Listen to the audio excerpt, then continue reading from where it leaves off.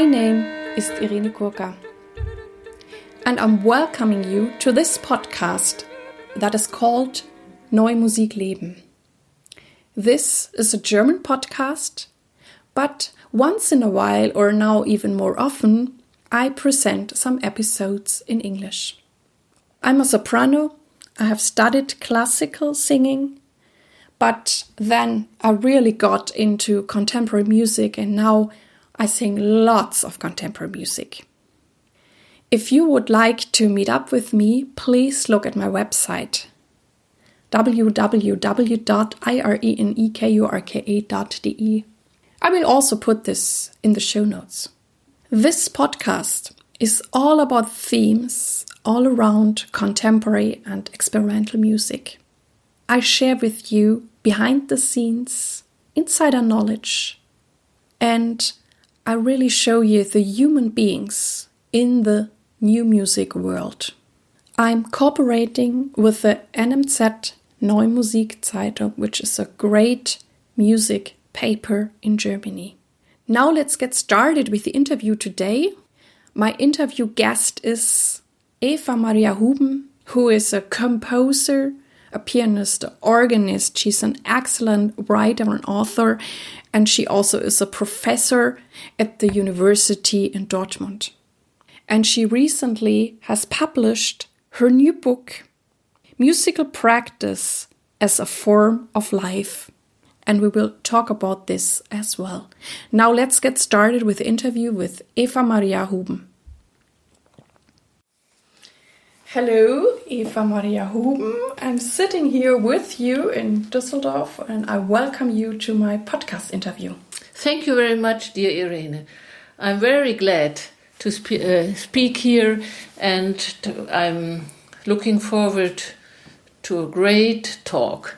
Okay, let's start. How did you find your way into new and experimental music?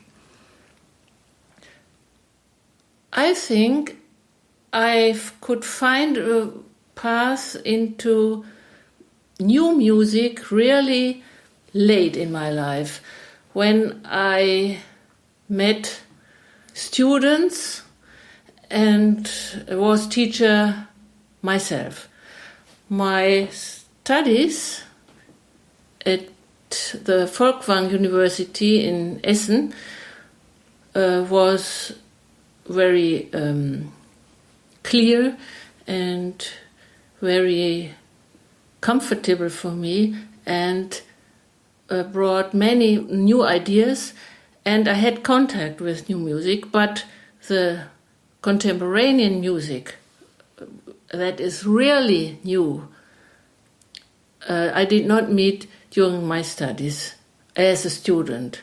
But when I had the chance to teach students, then I met contemporary music, and later when I met Antoine Beuger, I could gain a new approach again to new music.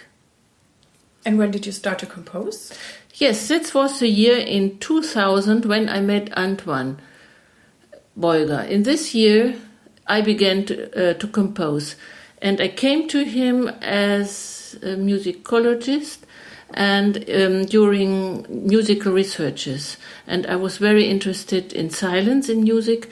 And then we talked, and then I found a way that we could gain a wonderful relationship and then a friendship. And then in the course of this encounters with other composers there, I began to compose myself. So you started fairly late? Yes, I started very late. But I had a few compositions before. The start was definitely very, very early. But I do not count them as opera for my work. They are not in my list of compositions. So were there many, or was it just like, I don't know, one piece a year or so in the early stages? Yes, or two pieces a year, and not so many pieces. Yeah. But when I started with Wandelweiser, I had perhaps 30 pieces before, yes. Cool. And now you're really active, busy, Yes. and many pieces, many great pieces. You're also playing the organ and you're also playing piano. Yes. Right. Yes, it were my main subjects during my studies of music. And I had this as main. And then I had chant. All pupils and students had to have lessons in singing, and I could not really estimate it, but I did what I had to do. And now my great love has is succeeding, and I gain more and more love to chant. Yes, And I began, 5 years ago, I deepened and I took my studies again, and I have a nice teacher in chant, and now I love it very much. What represents good new music for you? Good new music, you speak about a term of quality, and this is very important, I think, to gain own opinions, to gain own marks of quality. How can you recognize a piece? And for me, it's only for me, I think it's subjective, but for me, a piece gains quality if it trusts in performers. Mm-hmm. If it trusts in their activities and their love to the piece. So a piece of high quality does not say you mustn't do this, you mustn't do this, you mustn't do this, but it opens a wide range of possibilities so that every performance can differ from another performance. And nevertheless, the identity of the piece is kept. And this is, for me, a paradox. Mm-hmm. The piece gains and has its identity, but the real performance is always another one, in another space, at another time. And so this is, for me, quality. Great. But you're also talking about a very important subject. I think that you there must be a point where you have to let go of your piece, I think, because some composers, they hold on too much, and sometimes they even, I find, they put the pressure then on the when I give performers, and then you might not get into that heavenly state that it's just happening and be the individual performance of the particular performer. Yes. I only can compose in a state of full relaxed trust in life and trust in love and trust in relationship. Mm-hmm. And this is a state of my mind.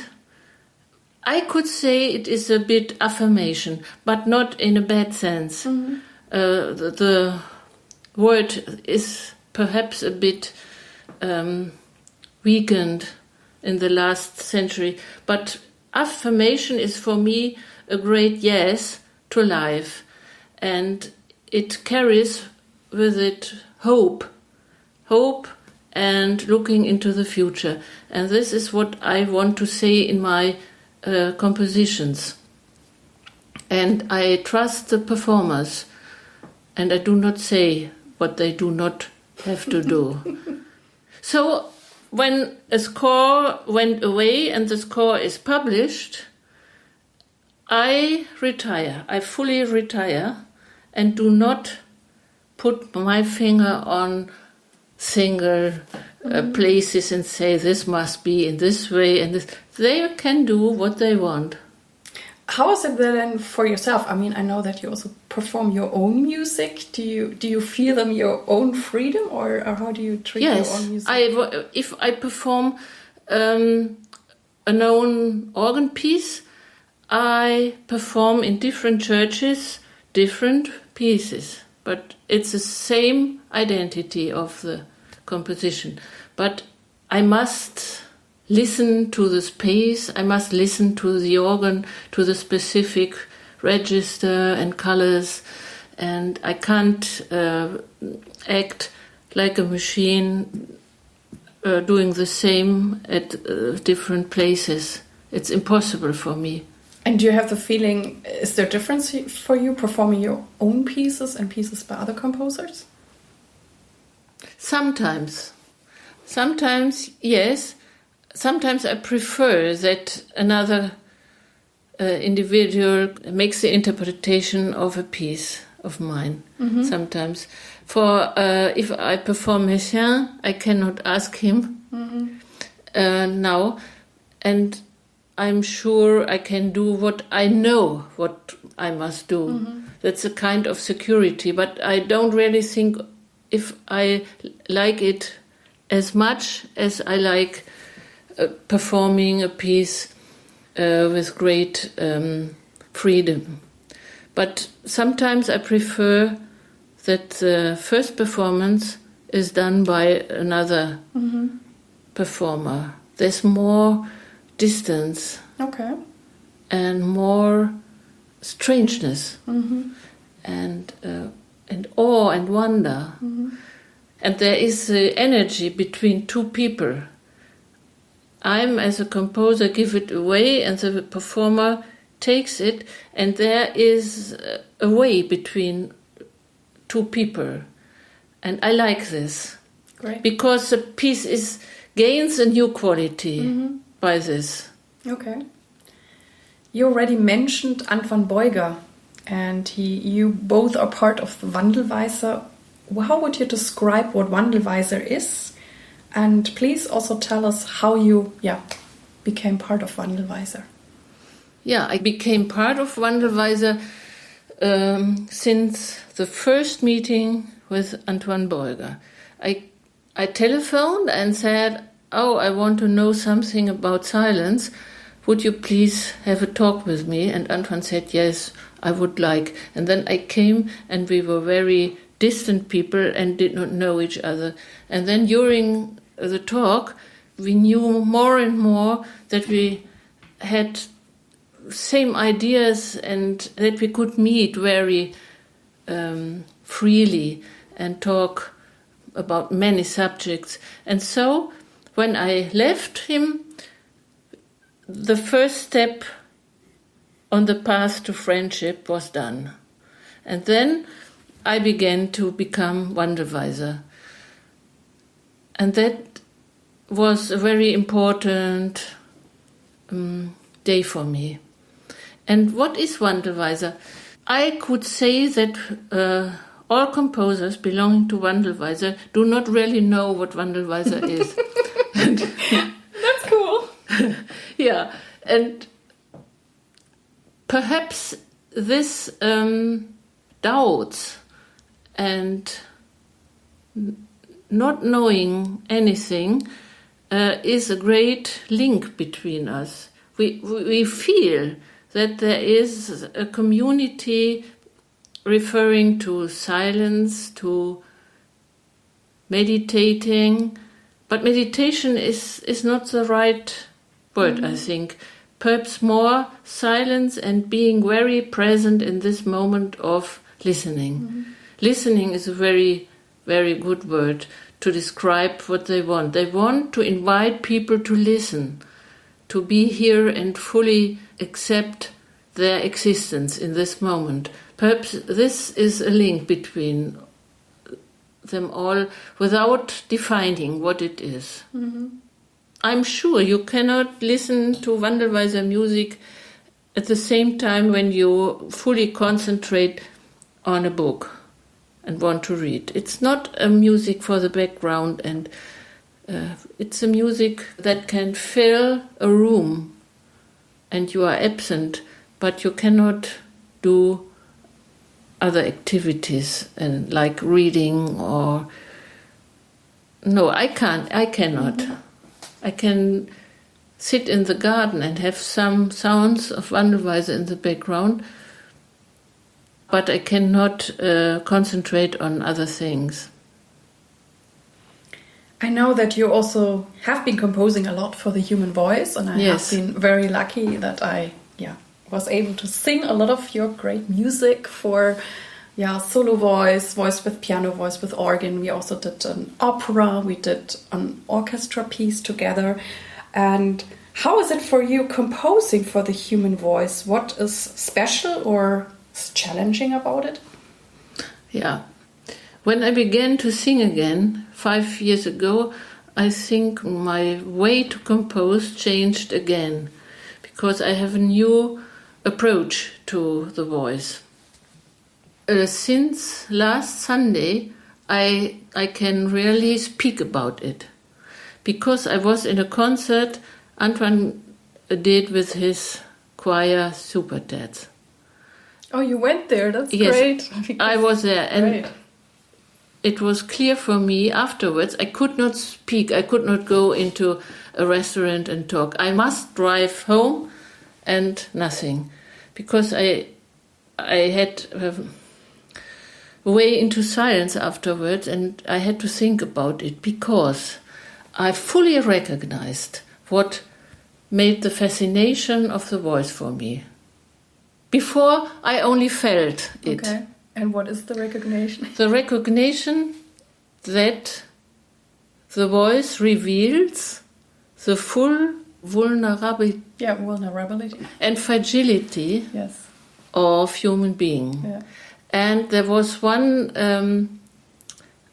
composition of mine, My Sweet Love, Oh My Sweet Love, that seems to be a full affirmation, but is a full affirmation. And golden sun and ocean white and all this. And then there is the chant Marianne Schuppe composed, O Mensch, zart, bedenk der Blumen Art. In English, perhaps, O man, tender and fragile, think of what flowers are. Think about the flowers, about their existence. And the flower is very fragile, and the flower is blown away with the wind, but the flower is very beautiful, and the flower can break. And so the voice shows us our fragility and our encounter with death and with decay, but this is our great chance to be a human being in this decay and going to death, because there is change and there is hope, and we look into future with this if we fully accept this fragility.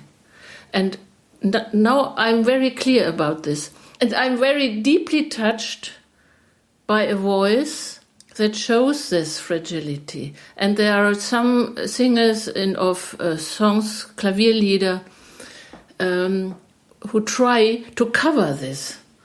They sing like strong man and never loses themselves, nothing happens and all is sure. But this does not touch me. But if a voice really can let happen the deep fragility and dares to show this, I am really touched, because it's a truth of our existence. A truth of our existence can be revealed. I can totally understand you. I want to tell a story. When I did my first recording with Wandelweiser, which was a piece by Antoine, and it was a piece with Jörg and me, Jörg Frey, and we did the recording, and I basically had long notes, and they also were repeated, and then I got the recording to listen to it, and I've never heard myself in such a way, because usually there are other instruments, or there is some rhythm or some text, and there are certain things of the voice you don't hear in other music, how it is composed. So for the first time I heard my voice in a very pure sense. You could hear how the voice started, if it starts directly or with maybe a little crack or something, how the note developed and how I would go out. And I would, for the first time, hear those things, and I would at first thought, oh my God, this is so imperfect. Yeah. I was shocked, and I thought I could never release such a thing. So I called up Antoine and I was like, this is not going out. I can't do this. And then he told me, well, this is the process that most people go through when they work with us. It's normal. I can totally relate to you. I had that too when I, started doing things with the flute. And he says, no, it's so beautiful and it's so human and it's so fragile and it's so honest. Please leave it like that. And it really took me a lot of courage at that time in my life. And I was so amazed that this recording, for many people, it really was a statement, and it opened many doors for me, that I was so brave. And I mean, now I'm more used to it when I now listen to other recordings I've done for Wandelweiser, but I can totally relate to you because it was so shocking for me back then. And now I also enjoy those little parts that voices have, or when the sound of a piano is decaying. I mean, there's so much happening, and I can really now listen to those things, and I find it very beautiful and honest. No? Yeah, that's it. So now we want to talk about your book, which has come out last year in German, and this year it comes out in the English version, which I'm very happy. The title is Musical Practice as a Form of Life. And what is it about, and what is the core message of this book? The core message can be described with words we used before. It speaks about the trust in the performers, and the performers are the main subjects in the composing idea. It's not the composer who has all might to say this and this not, but the score is a script that opens a wide space of possibilities. And that's the idea. And I do not refer to contemporary music only, but I include music of all epochs and composers of former times as well, such as Schubert, Beethoven, as well as Cage and Jörg Frey, Antoine, as well as Johann Jakob Froberger or Bach. So it's a wide range of composers, and I try to teach the reader a bit to listen to the uncertainty of traditional music that is not so certain and defined, but opens as well a wide space for the performers, not only the new music. So that is very interesting, and that's the common thread throughout the book? Yes, that's a common idea. In the first part, I give the theoretical background, and the second part talks about examples. Examples as keys, that means that touching the keys of a cembalo or organ or harpsichord, organ or piano. And then I have the focus on solo, duo, trio, quartet, and many. So the performance creates different situations. A solo is another situation than to be in twos. Mm-hmm. And so this is observed And then I try to describe the situation and what they are doing. And the focus is the activity of the performers, what they are doing now in this situation. And the first part gives a theoretical background. I ask, is it right to say, it's only music, it's not reality. I can really nearly die and fall down and have a terrible situation, and it's only music. So I try to ask, is it only music?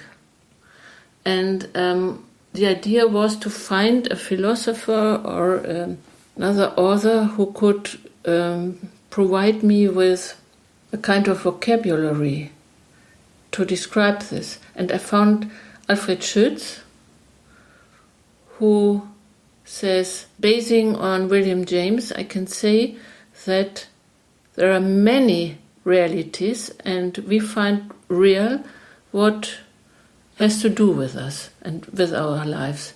And the dream and the musical situation or the religion area are realities as our common reality, as our paramount reality or the everyday life reality. But there are other realities. We pass a short threshold and then we are in the other reality. But they are real as well. And that helped a lot.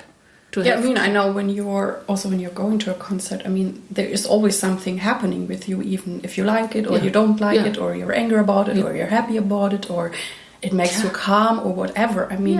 You cannot leave a concert that anything has happened with you. No. And so it has consequences for your life, perhaps. Perhaps not, perhaps yes. And you have the threshold. You go into the concert, to the wardrobe, give away your coat, perhaps, and then you are in the other world. And afterwards you go in the everyday life world again, but perhaps something has happened, and you are another one. Mm-hmm. So, and the worlds influence each other, and the worlds are linked. I think everybody should read this book. I will put all the information in the show notes. And now I want to know, because I know you're composing, you're a musician yourself, you're teaching, you're writing, as we just talked about. How do you manage your day? How do you get all those things done? And do you have any daily rituals? Is there any advice you can give us? Perhaps I'm working on different levels, as a composer, then as an author, as a teacher, and as organist or pianist. And you can't do this every day, all these activities, one after one. You would get mad. Mm-hmm. And so when I say I'm composing all the time and I do not stop composing, it means that ideas are in your brain, in your mind, and when you are performing or studying a new work, in your mind, the voice with the composition goes on. And so I could compare different activities with the polyphone work. And sometimes the main voice comes, that's what you are just doing, and the other voices go a bit into the background, and then another voice comes forth, like a score of Schönberg. He often notated main voice or in the score, coming forward and going away. So everything is always there, but not everything is actualized. Mm-hmm.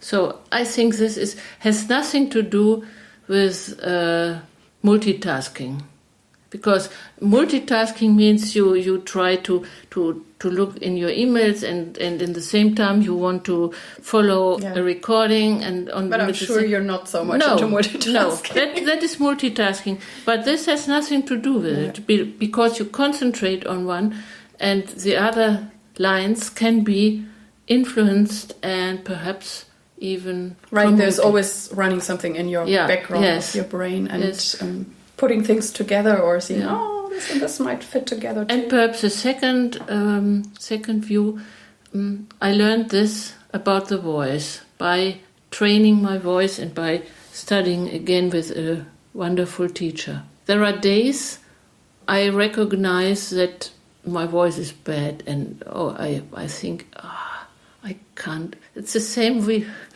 talked about a few minutes before. I can't stand my voice. It's so ugly. It's so ugly. And then to accept this ugliness. It is as it is now. And now I try and try to relax a bit and listen to it. And I'm humming and feeling the vibrations. Perhaps this is enough for this day. Perhaps this is enough. And about this honesty and it's a kind of accepting the status quo and not try always to reach the optimum or the best. Only try, and if this is all you can do now, it's okay. Yeah. What are you thankful for today? Today or is it... You can answer it however you want to answer it. Thankful. I'm thankful for the wonderful people I could meet in the last years and in my life, and I'm thankful for my parents I could enjoy, that did many things for me, and I'm thankful for my husband and for my colleagues and students and for my friends. That's the first. Also, I'm thankful for the relationships because nobody can do anything without surroundings and connections with other people. This is why I'm very thankful, basically. And not to forget my teachers and my pupils and students. There were wonderful circles of encounters and feedbacks, and which gave new views, opened new perspectives and new sides on life. Yes, and last not least, I'm thankful that I'm here and that if I go, there's a cemetery nearby where my teacher for chant lives. And when I'm a quarter hour earlier than I must go and do not want to disturb the other lesson, I have a short walk on the cemetery. And I often see people who died at the age of 20 or 35, and even 2 or 2 years or 2 months. I think it's not certain that you are still living at your age. You could have died 50 years before. And so every new year is a new present. And if we are 80 or 90, we can think in the same way. Every year is a new gift for us. And I'm thankful for this. What does it mean for you to be true to yourself or authentic in the music business, and how do you keep true to yourself? This question touches the questions we have discussed before. And I think I'm true to myself if I do not try cover my legs and to cover my roughness of voice. And if I try and to dare trust and fragility, then I'm authentic. I'm not the big woman and the great teacher who knows everything and who can do everything and who is always powerful, cannot be hurt. Oh no, I can fall in violence, I can fall in tears, and then I am true to myself, I think. What does success mean for you?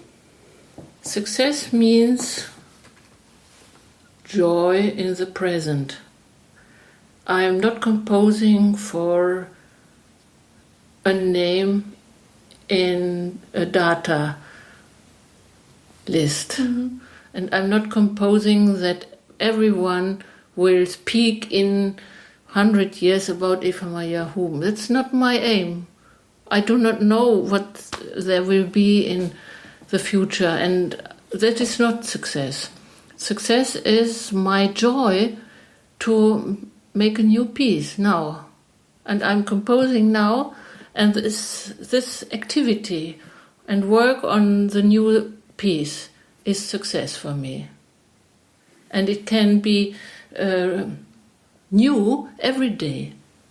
It can be new. This is success, to have ideas and to realize them without knowing what will happen to the piece. And there you let go again. Yes. And that's the way, because I never change old pieces. They are done. And if performers think they are worth to be done again, they shall do. But I do not like to work on past pieces. Not because I'm not estimating them. No, I estimate them. They are in my list. But I prefer to work on new ones. And this is the success. To step forward piece by piece and to do your work. That's what Cage said. I'm only doing my work. Mm. And I can fully understand what he means. What drives you forward? Do you have a vision? Yes, I have a vision. The last piece, or the piece I'm composing now, has a text for the performers and how to perform. And the text is not, you must do this, but it is a poetic text. And it describes my vision. It says, I had a dream. And I know this perhaps said Martin Luther King. But okay, it's a quotation. I had a dream. And then I tell, and I'm still dreaming, that we are all saints in the heaven on earth, full of awe, full of wonder, full of friendship and full of love. And then follows a quotation I learned in the concert Antoine gave with Superterz on last Sunday, a quotation of Yoko Ono.